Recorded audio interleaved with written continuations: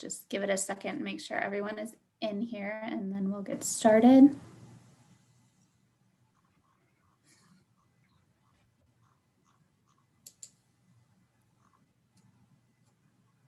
Great. Well, thank you all for being here for another alumni career conversation.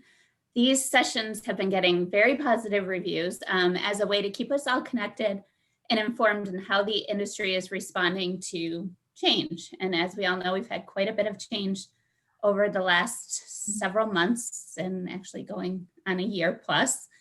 As we go along tonight, please feel free to enter any questions you have into the chat box as you think of them. We will also open the conversation for direct questions toward the end of the session. We do ask that you do keep yourself muted until we get to the direct question portion of the session. I will now turn the lead over to Dean Michael Speaks, who will be facilitating our session and will introduce our guests for this evening. Michael? Hi, Kristen. Thank you. Thanks, everybody, for coming tonight. It's been an exciting day already. I hope we can, well, I know we can't match what's happened today, but we're gonna do our best. As Kristen said, this is, I'm not sure how many of these we've done now, but this is a series. What we've been doing mostly is having really informal conversations with leaders in architecture and urbanism and planning. We've had a lot of leaders from our own board, and we have 2 tonight. And most of the conversations have been around their work, their time at Syracuse, the kind of projects their firms do, and we also talk, of course, because we hope, and I can see, we do have a number of students who join in, and they have an opportunity to speak directly to the speakers, and we talk a lot about jobs. What's the current situation with jobs? What's the future? How do you get a job? How do you get internships? Things like that. So we'll talk about those things later. So very, very, very happy tonight to be joined by, as I said, 2 members of the Syracuse University School of Architecture Board of Advisors. First, let me introduce Lea Ciavarra. Lea actually has been on our board for a number of years, maybe more than 10, maybe more than 15. She's a long-serving board member. She, in 2018, was named, we named her, she's the first first woman board chair. And we're very proud of that and very happy to have her lead our board. Lea is also principal and co-founder of Lubrano Ciavarra Architects in New York City. And we're happy to welcome you here tonight, Lea. We also welcome, I should say, what am I saying? I forgot to say the most important thing, which is that Lea is a 1995 graduate of Syracuse Architecture. She did her MArch here. And actually, as it turns out, she and John were here sort of close to the same, nearly the same time, close to the same time. So yeah, Lea's a 1995 MArch graduate. Welcome, Lea. Great to have you here as always. John Burse is our other speaker or conversant tonight.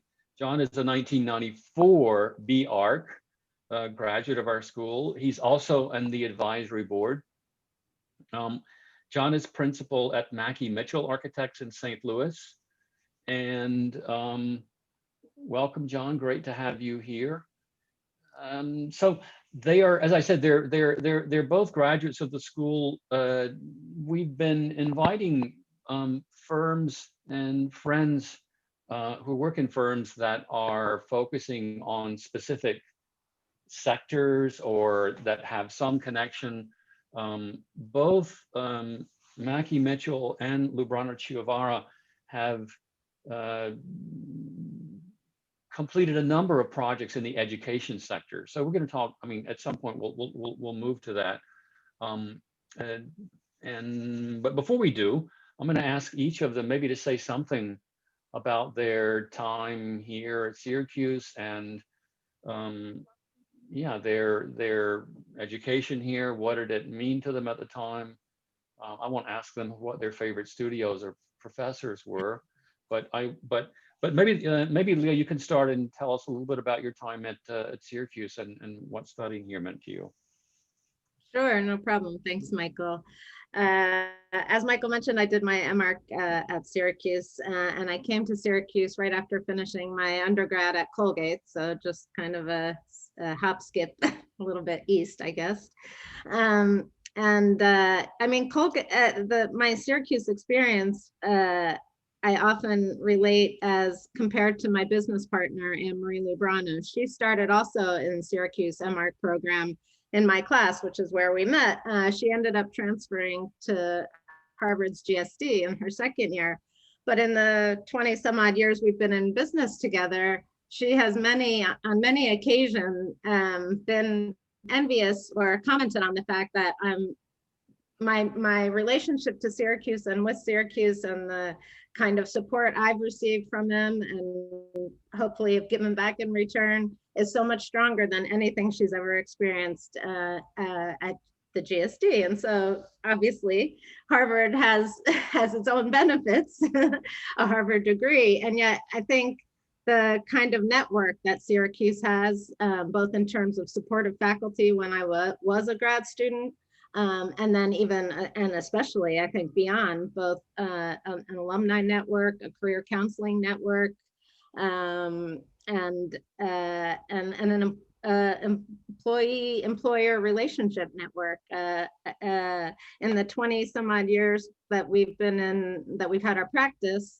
we've had, I think, well over 20 Syracuse hires.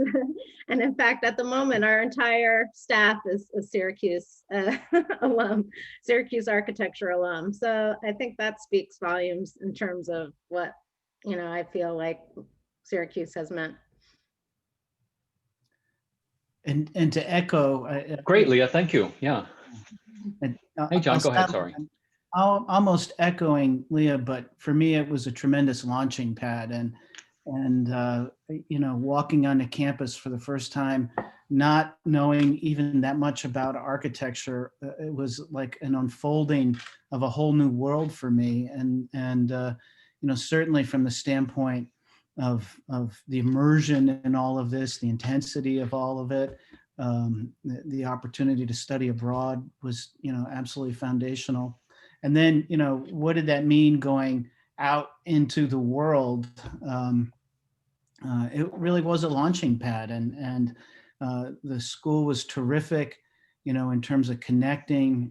This was a while ago, 1994, but it was terrific then in terms of connecting graduates as it is today with opportunity and getting to that point of graduation and having, numerous opportunities inside of a span of time that we'd recognize as a recession. Today, that Syracuse network has been great. I have friends around the country that we do projects with together, and as well are resources to me as well. Hey, tell me about what's going on in this town. Who do we need to meet in order to pursue a project? So, the value of that network is also pretty tremendous. Thanks. So, Leah, you were talking about the GSD and Harvard. I think it would be important to point out that the president of the United States is from Syracuse right now, not from Harvard. So Harvard's a great school, but of course we have the president, and we have a better school probably. Actually, I think we do. So all good. A couple of quick observations. I see Kevin Merritt is here. He's also on the board. Great to have you here tonight, Kevin. And I see, I think Sarah Lopergola is here as well. Welcome. So we have some other friends here tonight. So those are great sort of stories about, or let's say accounts of the school. Maybe either of you or both of you, let's hope both of you, could say a little bit about how how you got to where you are. Lea, running your own office. And as I said, we'll get to the education sector and talk a little bit about that later. And John, principal at a medium large size firm, who is building, and you are, and we'll talk about this later as well, but you are coming to us apparently live in full black and white tonight from the Shine Student Center. We'll ask you more questions about Syracuse University's campus, but maybe could you all talk about how you ended up where you are from, after graduating in the early 90s here. How did you end up, Lea, starting your firm? Yeah, so when I finished my thesis in '95, throughout that previous year and possibly the year before, I had TA'd with Professor Ann Munley and Professor Ted Brown, and I ended up staying on that summer to work with Ann Munley in Syracuse. And over the course of various conversations with then Dean Abbey at the time and Ted and Ann, I ended up getting hired to teach freshman first year studio at Syracuse for a year. And then the following year, I got the opportunity to go to Florence and teach run the pre-architecture program in Florence. And as it happened, Ted and Ann, both who were definitely mentors for me at the time, were also teaching in Florence. And so that was an amazing year. And I think given my year teaching in Syracuse, the year running the pre-arcs, I had always thought I wanted to continue to teach, and yet I did feel like I wanted to go get licensed. And so I came back to New York from Florence, and I went up to Avery Library at Columbia. And, at the time it was pre-internet, just at the cusp. And so I went into the Avery Library, got out the big volumes of periodicals of Architectural Record, and I kind of paged through and I tagged pages of firms whose work I liked. And one of them happened to be another Syracuse alum, Richard Gluckman, also a former board member and chair. And so I ended up getting a position at Gluckman's office, and in the meantime, reconnected with Anne Marie, who, as I mentioned, had started in the master's program with me at Syracuse. And we were, running on the West Side Highway in the morning, kind of before work. She was at Clement and Hallsband at the time, another mid-sized firm in New York. And we ended up getting a small project on the side, a children's shoe store. She was definitely on the track of, I want my own firm. As I said, always thought I'd go back to teaching. But we did that little project on the side. We got another one, and then we got one that was large enough for us to kind of make the jump. And we did it. And it was amazing. I never look back again, because it's not only are you sort of growing as an architect when you have your own practice, but of course you're running a business. And so you're sort of the things that you do throughout a day, are so varied, from sketching still, and I still do draw and design on projects, to managing, to contracts, to in billing, collecting fees, all of it. And so that was kind of my path. And, I have to say, I love having my own practice, even in the hard times. And there are hard times this past year, especially, and we can talk more about that later. But, there's an unpredictability to it. It's not a standard paycheck, right, that you can rely on. So you have to kind of get comfortable with that side of things. And yet it never feels like going to work for me. It always feels more just of an extension of me, in my life, right? And so that part of it I really love. Well, I was actually going to do a quick follow-up, Lea, and ask you, especially, a lot of our graduates are very interested in the two tracks that you and John both were on independent. Starting your own firm, doing your own thing, really pursuing your own path. And the other is going to work for a great firm and becoming principal and getting to do great projects. I was going to ask you, what are the challenges, Lea, and rewards of running your own firm? But you touched on a couple. Anything more to add? Because we do have a lot of students who are interested in that. What's the biggest challenge? Why wouldn't students do it? Why would they want to do it? Right. Let's see. The challenge in part is can be the financial aspect, and that, you know, you've got to be the rainmaker too. You know, you're not just doing the work, you have to bring the work, right? And so that can be a challenge. And you have to, for better or worse, be a multitasker a little bit, right? Like I do wear many hats, you know, we used to joke about it, like, are you wearing your IT hat at the moment? Are you wearing, you know, your days are not consistent. And sometimes you can be envious of people that kind of can deep dive into a single project, you know, 5 days a week and really kind of get into a project. You sort of have to kind of compartmentalize and do a lot of different things. So that can be challenging. And yet it's also, on the flip side, it's also rewarding because your days are not boring. You know, they're not the same. And I like, personally, I like, you know, I like the kind of client interaction. I like, not that you don't get that, obviously, as a principal in a firm, but, you know, you sort of, those relationships, you know, it's relationship building, really. No, great. John, what about you? How did you get where you are? Yeah, And what are the rewards and challenges of working in a big firm? Oh, for sure, for sure. Well, coming out of school, probably the most intriguing offer that I had was to go to work for a Syracuse person, a Syracuse graduate who was had finished his master's degree. His name was Kevin Sloan, and Kevin had been hired by HOK to lead one of HOK's planning groups down in Dallas. And I thought, I've never been to Texas before. I'm going to go as far as I can go in a place I've never been before and work for somebody I know and all that newness, right? Somebody I know whose work I respect, that, you know, I admired as an undergraduate. And it was pretty incredible. We were doing urban design and town planning projects, you know, within a kind of environment that was dominated by landscape architects, and you know, really infused that studio environment with all the fundamentals that you would expect from Syracuse, right? You know, our cohorts had just about enough of Florence and everything that you could imagine.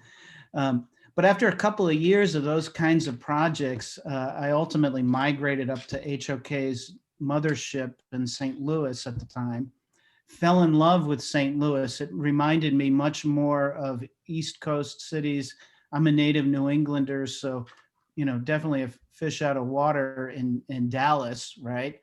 And so became a resident of St. Louis working for HOK. It dawned on me about 3 years in, working on these big planning projects, I didn't know anything about how to put a building together. And, you know, and just kind of self-examination, I thought it's going to be very hard in an organization. I was having a great time doing what I was doing, all these planning projects, but it's going to be hard to find enough nimble little experiences to, you know, build that expertise. And so I started looking, and I found the firm that I've been with now for over 20 years, Mackey Mitchell, interviewed and sort of retooled my skills, and you know, over the course of you know, that early kind of career period of time, built a lot more fundamental experience on how buildings go together. But at the same time, the firm really emphasized a lot of community engagement, and I really got involved in St. Louis around issues of affordable housing and historic preservation, and so the theme of kind of urbanism and community really resonated both in my work in the office as the firm was growing campus work as a focus, but as well out in the community, you know, in issues of urban and neighborhood revitalization as an activist. And over time, the partners of the firm really saw that, and, you know, folks would come up to them at events and say, hey, I met, you know, one of your young colleagues. That really, over time, catapulted an offer to become a co-owner of the firm, a principal of the firm. And, you know, today, it just feels so odd, you know, at times. I'm older now than the guy who's retired, who hired me, was when he hired me. but you know, every day is certainly a thrill. You don't know what's going to wash up on the shore. The simultaneous, you know, reward of being kind of the master of your own fortune, with the unsettling feeling at times of like, I wonder how we're going to make payroll this week. You know, are we going to have to hit the line of credit? You know, those are all kind of realities that you know, require a team and a lot of you know, fortitude to see your way through sometimes. But I wouldn't trade it for the world. I wouldn't trade it for the world. So that's kind of the nutshell story. Wow, great story, John. You know, I would encourage, if you all would like, we would like, if people would turn, if you can, turn on your camera so we could see you. It's always nicer speaking to a field of faces than a not field of faces. You could also,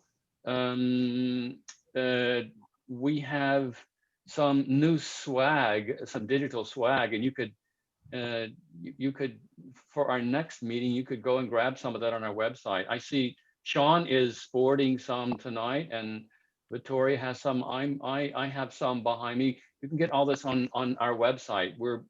These are all kind of Zoom backgrounds. So just a little soft pitch to go to the website and check that out.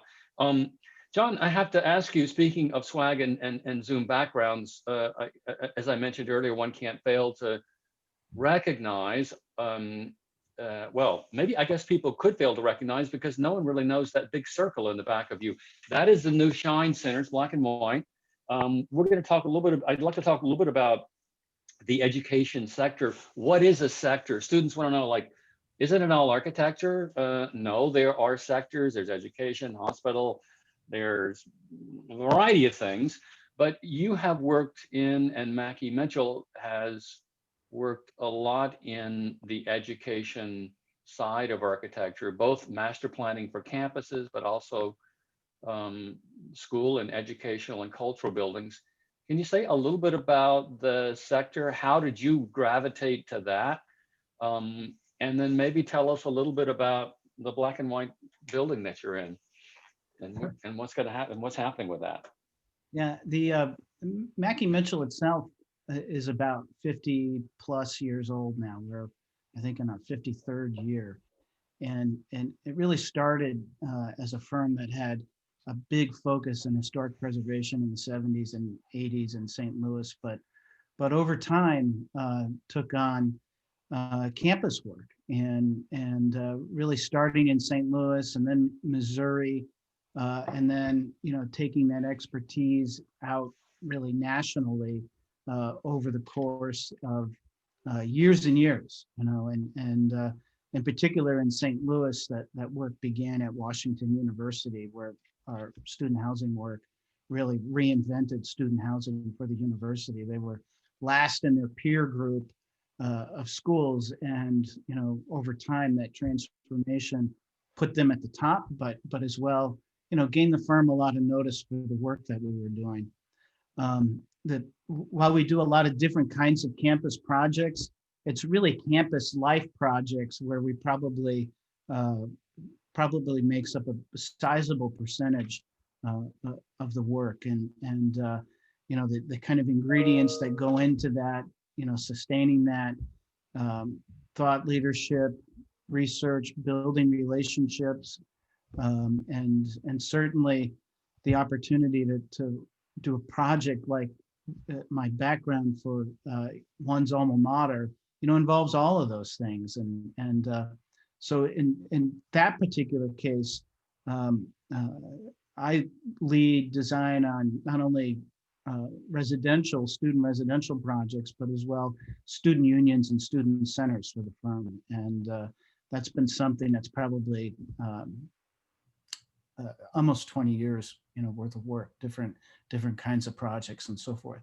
In the case of the Shine project, though, I think what was really interesting about it, and I touched on it before, when the invitation came to submit qualifications, the first thing I did is I called my classmate, Matt Broderick, at Ashley McGraw, and I said, Matt, I want to do this project with you and your firm, and it's going to be absolutely terrific, and we need to chase it. And that really unlocked and opened the door to a successful pursuit, and one that if hopefully everyone has good solid memories of what the building was before it closed for construction, but really one that will redefine the experience of what that building offers its students, how you find your way within it, all the wonderful opportunities to get involved and be engaged should be very visible and very accessible.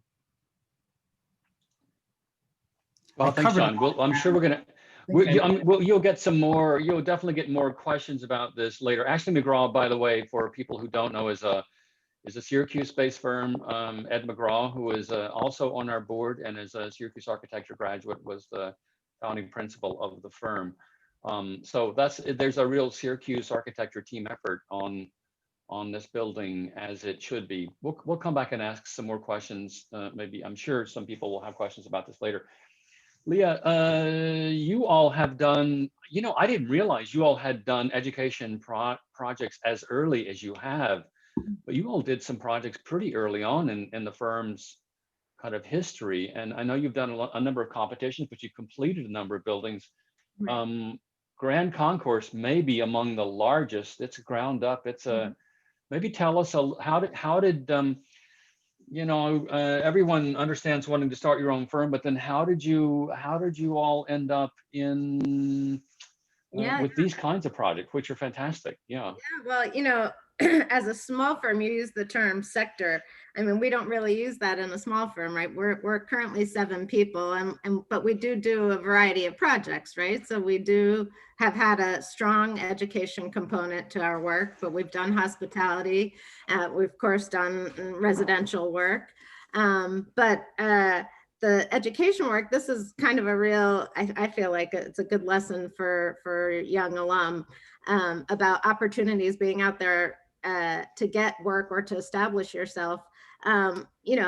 We opened our firm in 1999. We were doing residential work. And then we entered an international design competition for Chicago Public Schools. We were 3-person office at the time, myself, Anne-Marie, and Rich Nisa, also a SU alum and former student of mine from that year that I taught. And so we saw this competition. We thought, that's a good one. We worked really hard on it. And it was an interesting competition because it was one that they had invited some well-known architects to compete. And then there was an open part to anybody, right? We ended up winning phase 1. We were one of 4 firms selected. And as a result of that, we didn't go on to win phase 2, but as a result of having that winning school entry in our portfolio, where we previously only had some residential projects in our portfolio, it really opened the door to kind of getting real school projects. And so we started, we met with Edison Project, which was a group that was trying a kind of for-profit group that was trying to improve New York City's worst schools. But ultimately, it really launched our career in charter schools, which some of you may be familiar with, which are sort of they are public schools, but a kind of alternative to the kind of Department of Ed public schools. And so that really opened the doors. And we've done a ton of charter school work in New York. And it's really as I said, some of our most meaningful work. Most recently, as Michael mentioned, initially the charter schools would open up with only 2 or 4 classrooms within an existing building, right? And so they were renovation projects. But now one of our biggest and most important clients is a group called Turner Agassi. Andre Agassi, the tennis player, former tennis player, his interest, philanthropic interests after his tennis career were building schools in communities that really needed them, initially in Las Vegas, but he ended up merging that interest with an investment fund out of LA, Bobby Turner Impact, and they've been building schools all over the country. They hadn't been in New York City. And we started working with them in 2014, and we just built this K through 8, 50,000 square foot new building in the Bronx. It's in one of the most neediest communities. It serves 800 kids. It's kind of, that's, super, it's a super important project, I think, for our office. So it just kind of goes to show you, it doesn't always have to be who you know. If you kind of put yourself out there, do a competition, find a competition where they're going to build the project potentially, but it does open doors. People take it seriously. It's a beautiful project. I'm looking at some images of it right now. It's completed, right? Yeah, Grand Concourse Charter, it's done. 2019, yeah. So maybe just a couple of questions about the education world, a world that obviously I'm very involved in, and most of the people on the call are. This last year we've been hit obviously with COVID-19 and have had to adjust. We're all on Zoom right now. We've also been faced with a reckoning with racial injustice and a lot of the incredible things that have resulted from Black Lives Matter protests and over the summer. I'm wondering two things. One, how do you see this impacting these two, racial injustice and COVID-19? How do you see these two viruses kind of impacting the education sector? Because many of your projects are in that sector. And then also, how, given that, how have those affected your firm, and what kinds of things are you maybe thinking about and moving forward in terms of hiring, in terms of just office culture, COVID-19? So there's a lot of things thrown in there. John? Yeah, that's a lot to unpack there, but I'll begin that journey. Certainly, with last spring, a lot of, and you all know this very well, but campuses, financially giving back housing, room and board refunds, really represented a pretty significant financial disruption for how universities are operated, and that affected not just one aspect of the university, but in many cases the overall. Coming into the fall, many universities have seen declines in enrollment, and that only magnifies for many schools the situation that they find themselves in. Having this kind of exposure within this world, it's certainly, we really rise and fall on that tide with our clients, having that kind of exposure. So, as a firm, we were certainly impacted by it, and, kind of fingers crossed in the new world that is emerging, that'll provide a new way of looking at things. We think it's going to come back. We're seeing a glimmer of certainly more activity out there, more interest out there. But, I think we're still writing, what does this mean long term? If we look back to 1918, certainly the events of that, pandemic event changed the world. And I think we're going to have the same kind of changes. I think when you magnify that and throw into the mix the kind of reckoning that we've seen with Black Lives Matter and protests, I think we really look amongst those amongst us that are most vulnerable, because certainly I think that the suffering has been pretty severe. I just read an article today about housing insecurity amongst college students. It's not just food insecurity, it's housing insecurity. And certainly that has most definitely impacted students of color, students living with disabilities, and in all kinds of different ways. So that's a pretty sensitive area, and one that certainly shapes the experience of students and their families. So, John, could I ask, are you all As a result of COVID, are you all mostly working away from the office these days? And how is that? How is that working for you? Yeah, that's an interesting question in of itself. Haven't seen anything quite like that in my career. We started the year with an enormous amount of work where we were hiring through the winter and spring. And by the time, the orders came from government to, close up shop and shelter, we were still hiring folks. We had people start with the firm, Michael, that started from home remotely. Can you imagine starting your first day of work online, with Zoom calls? And it's pretty bizarre. So after that initial surge, we reopened the offices, but really did so in okay, who really needs to be there? It's an all open office environment. There's so many things we don't know about this. You can work at your desk unmasked, but as soon as you move within the office, we'll want you to be masked up. And I think the big thing is that, and I think many firms can attest to this, they saw a lot of success with moving to online in terms of the work. But I think we're all craving to get back toward the experience of being together in the studio and not necessarily collaborating over everything around a Zoom call. And of course, that extends to clients too.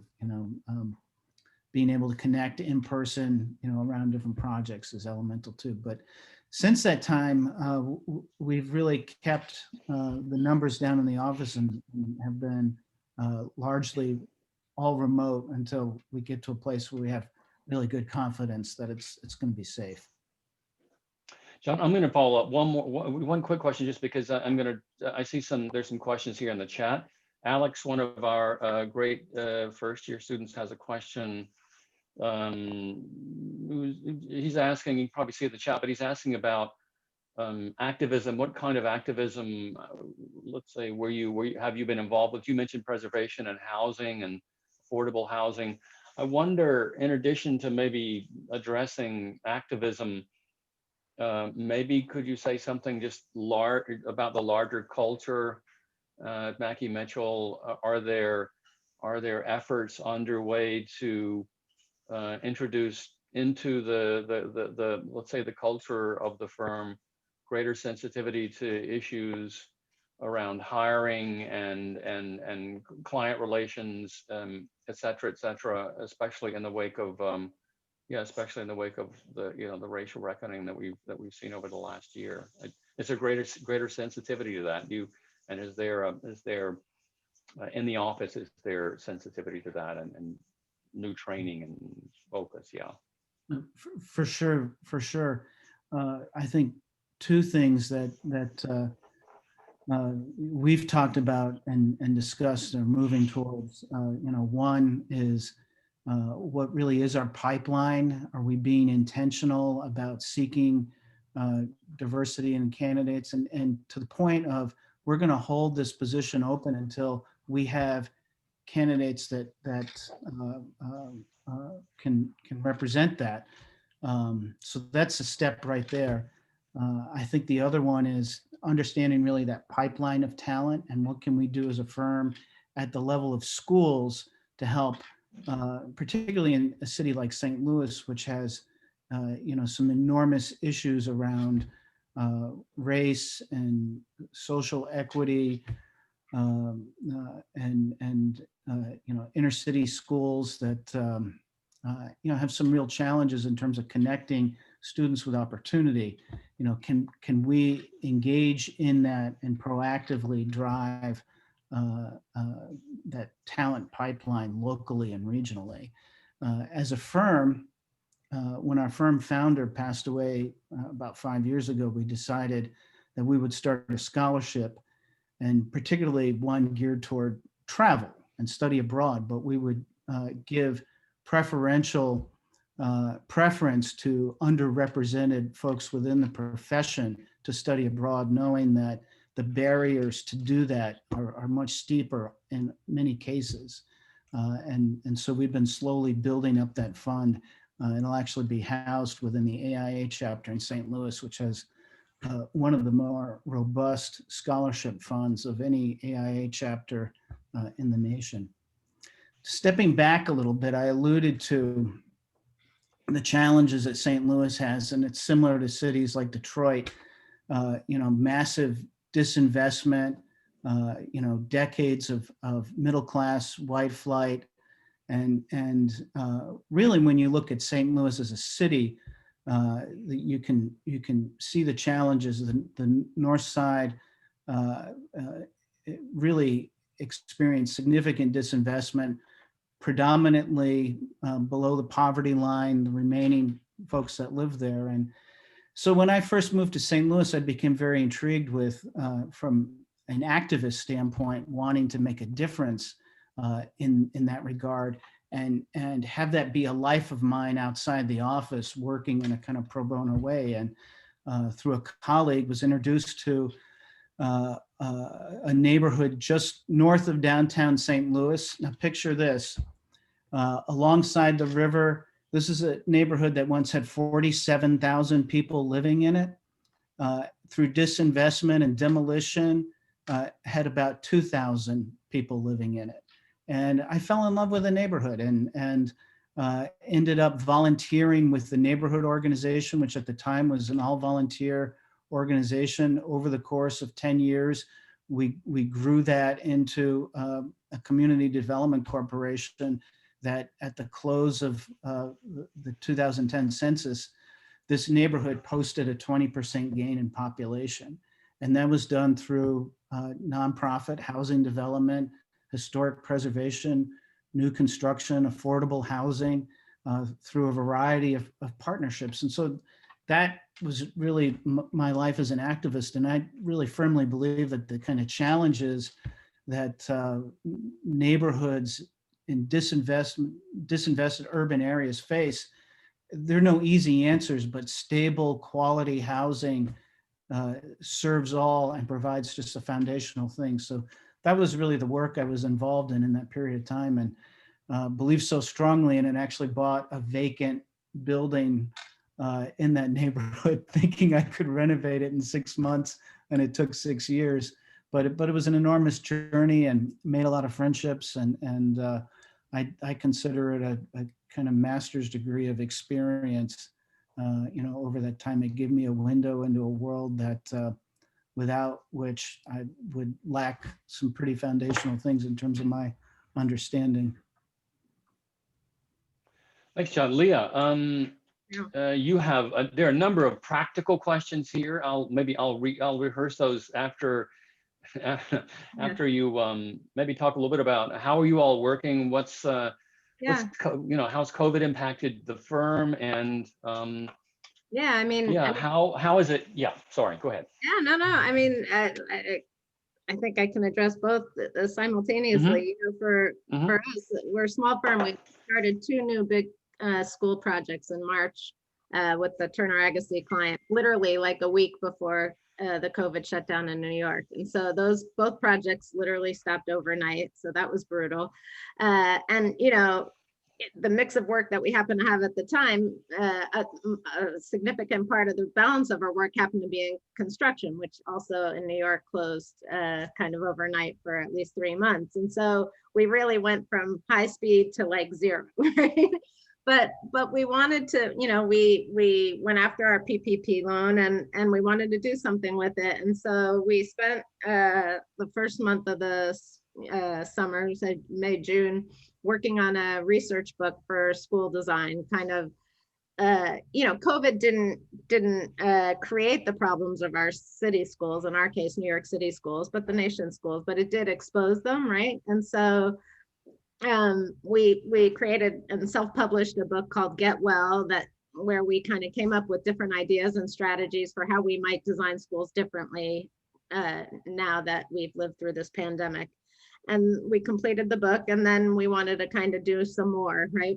And so we worked pro bono for a number of schools in Brooklyn, Bronx, and Manhattan, just helping these schools with their reopening plans. You know, at the time it was July, nobody knew what was going on with the schools. Come September, the principals were overwhelmed, you know, between the kind of ideas of how to teach, but also how to reopen their physical facilities.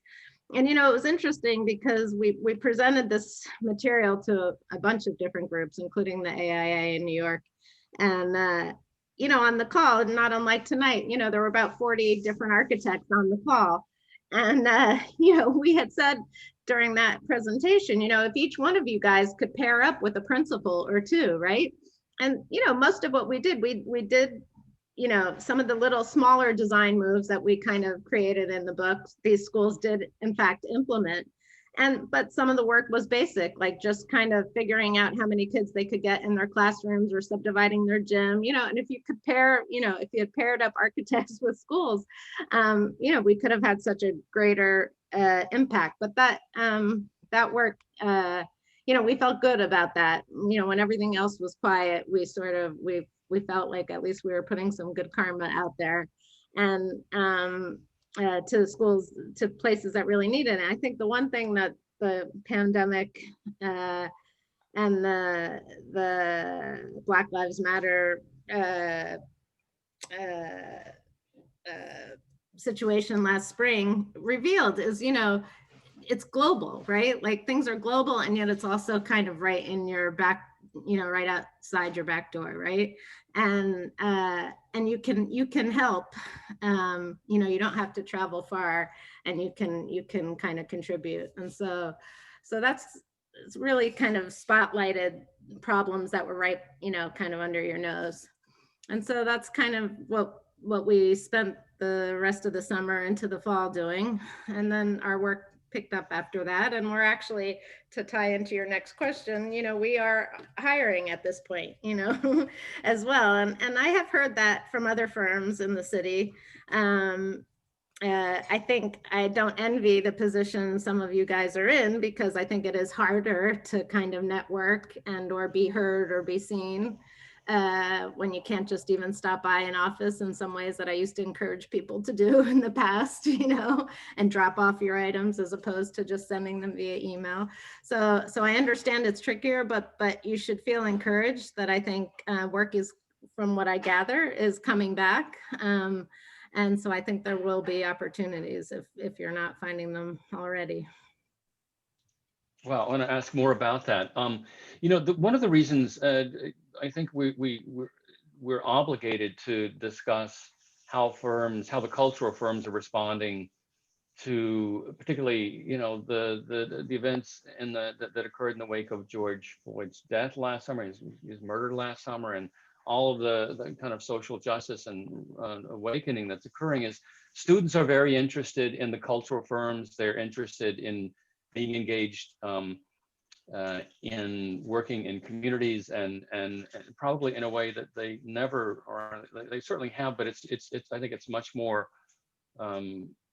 clear and evident right now. And I think these are important things to address for students. So thanks for talking about those. I mean, they're maybe students have more questions around some of those issues. Before we go directly to hiring, because I think these are important issues that are related to hiring. Maybe Michael, Leah, yeah, sorry, John. No, you know, it's interesting too, just looking back and you know, the passing of Bruce Abbey, you know, it was really interesting. And I meant to send you all a note this, but when he came to school as the new dean, I never forgot the presentation that he gave about his time in the Peace Corps. Mm-hmm. And to me, you know, there's certainly, you know, you'll reflect on this, you'll have teachers, professors that impact you in very heavy ways, and then ones that are indirect, right? And you're going to have to reflect on it over the decades. But in his passing, that talk, I realized that talk planted a seed in my head that there are many paths. There are many paths. And you know, that ultimately inspired me to get involved in like city revitalization and know that, hey, we don't know what's going to come of this, but you should give of yourself and be a part of it. John, thank you for mentioning it. For people who don't know, Bruce Abbey very sadly passed away this last year. He was dean of the school for many years and did work, I think, directly out of school as in North Africa, as I recall, in the Peace Corps for a couple of terms. A pretty remarkable person, and yeah, we will actually have an in-person celebration of Bruce's life and work in the fall of next year, when we can all do that in person instead of trying to do it online. But we'll do that in the fall for sure. Thanks for those comments, John. I love Leah's notion of adopt a school. You know, that is so profound. And there's so many other spaces out there in the world that need that kind of love. And I think one of the things that, that I'm sort of optimistic moving forward post-pandemic, in that, as an architect, or for us as architects, I guess, because I think, I think people who are not architects have become much more hyper aware about space, right? About the spaces they occupy, right? Because we've been stuck in them. But not only our homes, but also I think people are more focused on where their kids go to school and what my space is like at work, not just about airflow, but their environments. And I think in a way that people didn't pay attention to that necessarily in the past. So I hope that is good for us, because I do feel like, design, what we do is important, and it does matter, and it does contribute to your well-being. I'm gonna just, I see Evelyn has a question here. She's asking about what kind of role can architects play in the Peace Corps. Evelyn, it may have been different when Bruce entered the Corps some years ago. There are many opportunities now to serve. And I suspect with our new administration, we're gonna see at the federal level, we're gonna see a lot more of that. I want to give Leah an opportunity, because this is not unrelated to the job market and how you set your firm up. And there's a question earlier. This is from Sean about licensure and how important is that? Did you have that before you set up your firm? Do you need that to set up a firm? Especially if that's a career path. Leah, do you want to talk about that? Yeah, I mean, I always recommend to all of you, even if you already have in your mind an alternative path that you want to do with your skills set. I'm always recommending you get your license, because I just think you've put in the time, and it leaves that door open. To answer your question, and we were sort of doing it simultaneously. My business partner was a little bit year ahead of me, because I had done the teaching, so she had started practicing sooner. So she sat for her exam. When she quit her job first, when we started the practice, I continued to work my regular job during the day and would join her at night, and we would do our little project or two that we had. And then I sat for my exam a little bit later. There are strategies if you're in a big city to kind of use somebody else to sign your work. But to me, that doesn't seem like, if you're really passionate about having your firm, like, you get the license and you kind of, you do the you do your own signing and sealing. In terms of clients and contractors, somebody had given us good advice in the beginning. Actually, it was Richard Gluckman, another SU alum and my first boss, who had said, in the beginning, when you start your firm, you take everything that walks in the door. It doesn't matter if it's a closet renovation, right? Because you just have to kind of establish that network of people and relationships, network of people that that you've done work for, contractors that you've done work for. And he had said, then the first 5 years, you take everything, right? And we took that advice to heart. And the next 5 years, you have to start to be choosy, or you'll always stay doing closets and bathroom renovations, right? But I think that was very good advice, because I have seen other people try to do it differently, like come out and say, well, I only want to do, hospitality projects. Well, those are going to take longer to materialize potentially. And I think our firm has survived a number of things. We survived 9/11 in 2001. We survived 2008 crash. And now the pandemic, and it was uncertain. I will say, in July, my business partner and I had those conversations. Well, like, this might be the end of the firm, and we'll do something different. We'll reinvent. And yet we sort of, I think we played it smart and we made it through. But I think having, taken all those different types of projects and kind of grown that network just of people that knew us and had worked with us helped us in those times, right? Versus people that only had 2 or 3 clients because they were picky, perhaps too soon. And then, when things get tough, that's not enough. Ruti, thanks for that.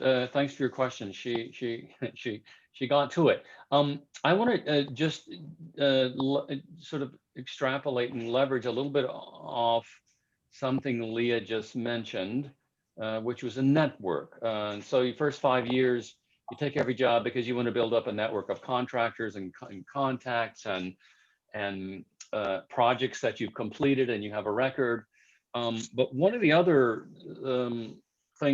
things we've heard in discussing the job market with our board members and alum and many at firms across the country is your network of people, the network of people that is probably the most important resource you have for jobs. And many of our graduates have said over and again that the network of Syracuse graduates is very strong and very important, and was very important for them in obtaining jobs. Both you and John had a Syracuse connection in your first jobs out the door. And so, that's part of the reason we want to bring our great network to a lot of our students, is to expose them to students. They may have questions. They may want to email you later. They may want to get in contact to ask about jobs at your firm, but jobs in general. But maybe could you both, both of you, talk a little bit about the short, medium, long-term job market? What does it look like? What should students be doing right now to prepare themselves if they're in their final year, or if you're in the case of a sophomore or a junior? What are you thinking about now? How do you prepare? What's the job market look like now and in the future, and what advice do you have for them? Yeah, I mean, I think, Anne-Marie and I used to say, as in a small office, right, we're all in one room. There's no private offices, right? And so one of our criteria was, and don't take this the wrong way, was who do you want to sit next to, right? Because in a small office, and there's no hiding, right? There's not the guy in the corner that just comes in and does his work and leaves. It's a very much a collaborative, intimate environment, right? And so part of, I don't want people to underestimate the importance not only of your design strengths and your skills and your brain, all of which are all very, very important, but also, your personality, right? Because one of my contractor friends will often remind me, Lea, but you're in the service industry. We like to think we're more than that. And I do think we are, but it's true. You have to be good with people. You have to be good with your clients, but you also have to be good with your kind of colleagues, right? And I think now more than ever in this post-COVID environment, oddly, you might say, because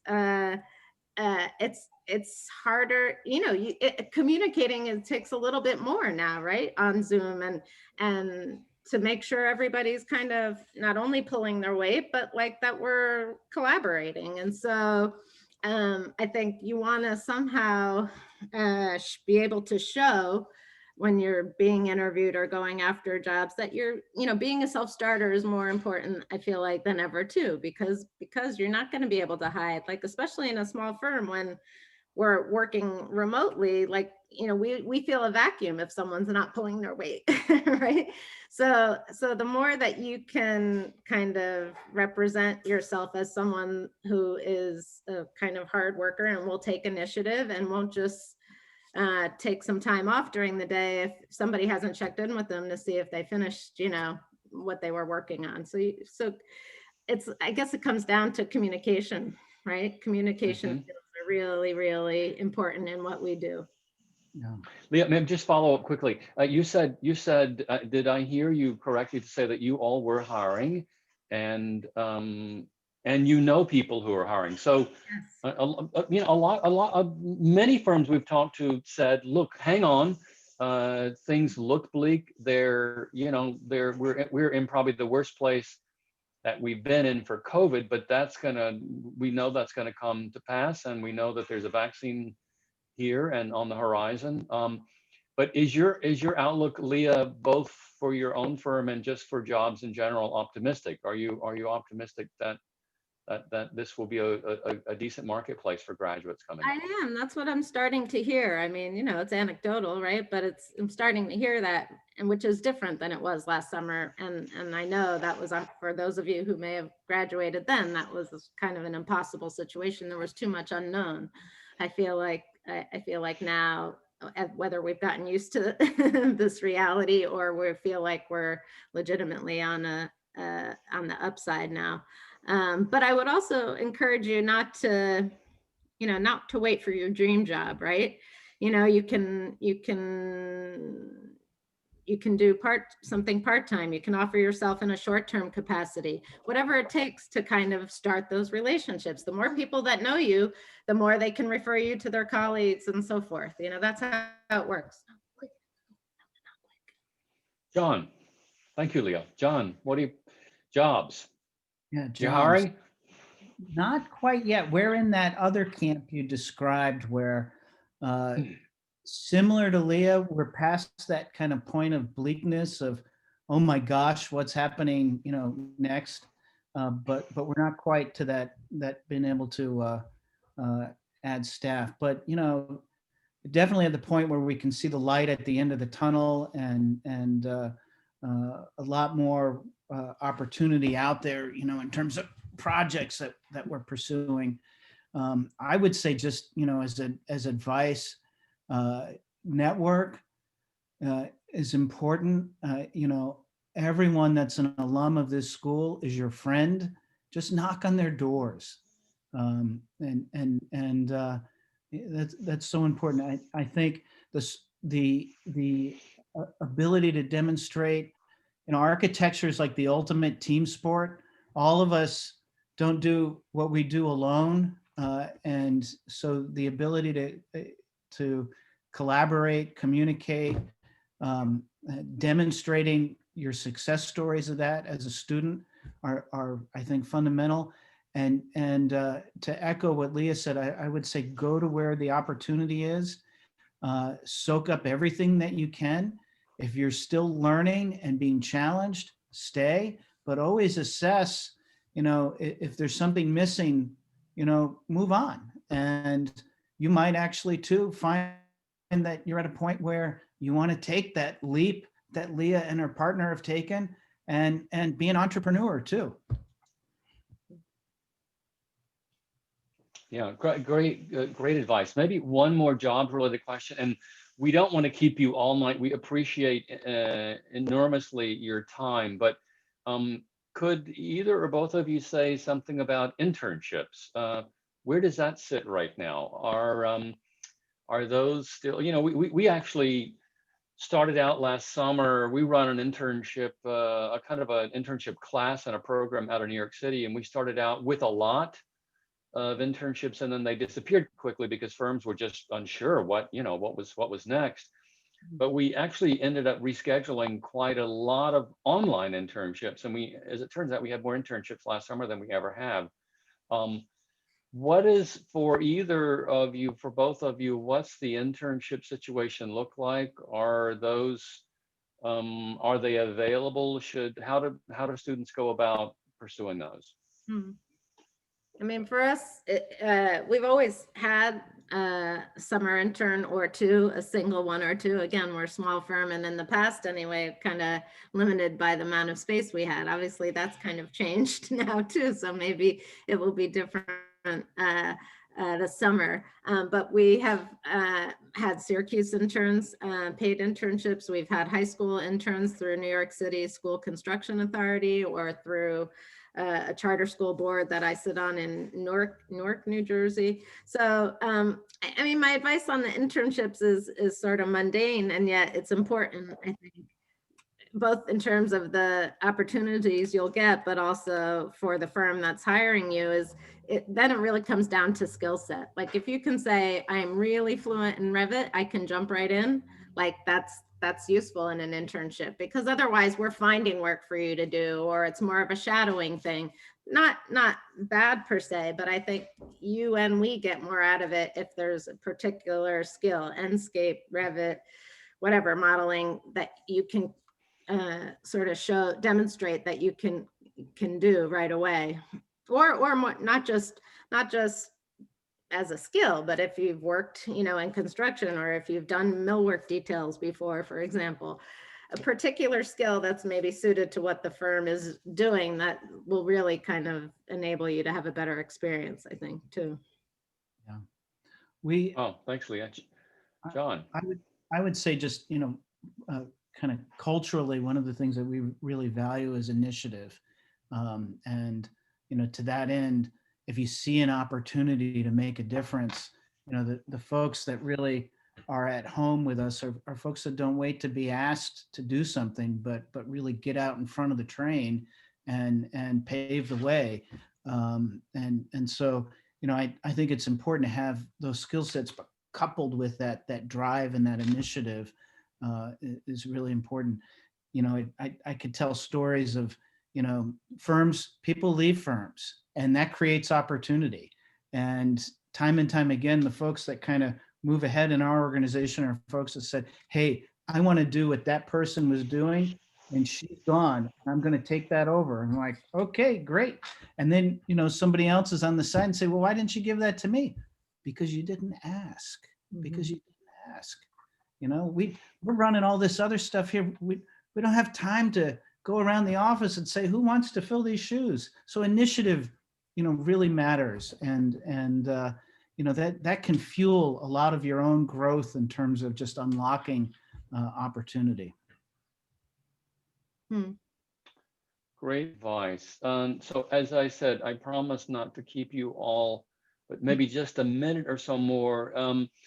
Any Leah or John, any closing comments, any closing advice for our students, for me, for any of us? You have a good stock tip, but no, good. Any advice for our students, especially as they begin to enter the job marketplace this year? Any final closing thoughts? Yeah, sure. I mean, a lot of Anne-Marie and I even say, sometimes there's hundreds or thousand talented small architecture firms in New York City, just for example. That's where we are, right? I mean, hundreds, right? And so you sort of say, well, why do some succeed and why don't others? By no means are we the most talented, right?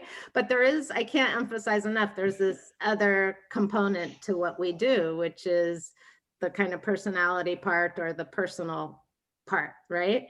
And or you could call it bedside manner even, right? Like there are people that, when you engage in a project with a client, it's a 2-year relationship often, even for a smaller residential project potentially, right? Because there's the design time, the permitting time, the construction time. And so, so you have to remember that that's part of what we do. And so, and, then networking always seemed to me like so phony, right? Like I think when I was your age, it felt like, well, I'm not going to do that. I'm not going to go to a networking event. It doesn't have to be a networking event.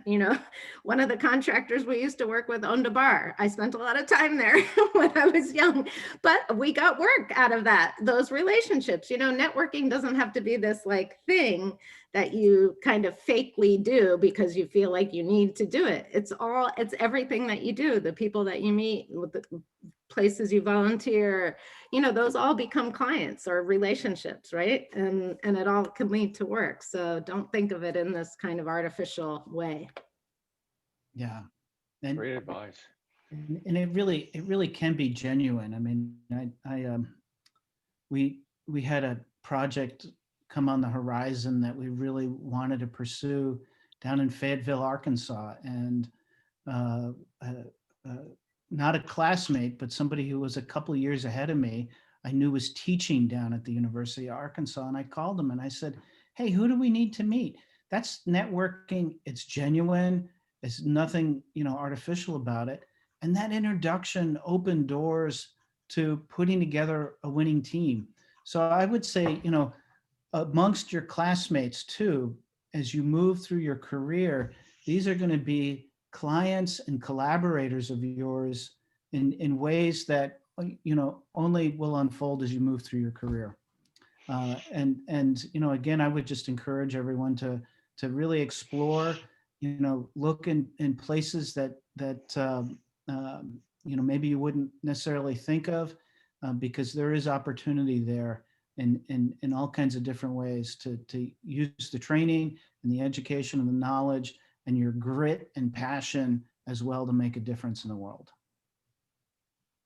Fantastic. I'm going to give just a couple of final shout outs, and then we'll close it out unless someone has a great question. And I'm sure there are some great ones, and maybe you could even follow up by emailing us or Leah or John. But a couple of quick shout outs.